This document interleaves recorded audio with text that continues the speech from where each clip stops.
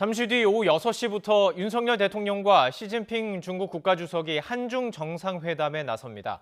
주요 20개국 G20 정상회의가 열리는 인도네시아 발리에서 마주 앉은 두 정상. 한중 관계 재설정은 물론 북핵 해법을 다룰 것으로 보입니다. 취재기자 연결해 보겠습니다. 조은지 기자. 네, 인도네시아 발리입니다. 네, 한중 정상회담이 열리는 것 자체가 굉장히 오랜만인 것 같습니다. 전격 확정이 됐죠? 네, 한중 정상회담은 문재인 정부 시절이던 지난 2019년 12월 이후 3년 만에 열리게 됐습니다. 윤석열 대통령과 중국의 시진핑 국가주석은 이곳 인도네시아 발리에서 한국 시간 오후 6시부터 마주 앉게 됐습니다. 윤 대통령이 당선인 시절이던 지난 3월에 통화를 25분 정도 한 적은 있었지만 직접 대좌하는 건 오늘이 처음입니다. 윤 대통령과 시진핑 주석은 오늘 오전 G20 정상회의 사전 환담에서 이미 가벼운 인사를 나눴다고 하는데요.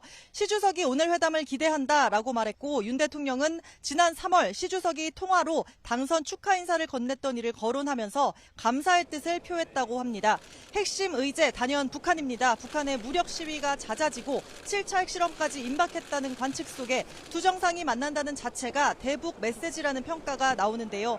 윤 대통령은 우리 새 정부의 비핵화 로드맵 담대한 구상도 설명하고 북한의 비핵화 조치를 이끌기 위한 중국의 적극적인 역할을 당부할 것으로 보입니다. 또 아세안 회의 때 공개했던 우리 정부의 인도태평양 전략에 대한 언급도 있을 텐데요. 윤 대통령은 자유와 인권, 법치 같은 보편적인 핵심 가치가 존중돼야 하고 힘에 의한 현상 변경은 결코 용인돼서는 안 된다는 뜻을 오늘도 밝힐 것으로 보입니다. 최근 3연임을 확정한 시 주석으로선 우리가 미국과 밀착하지 않도록 견제가 필요한 상황인데요.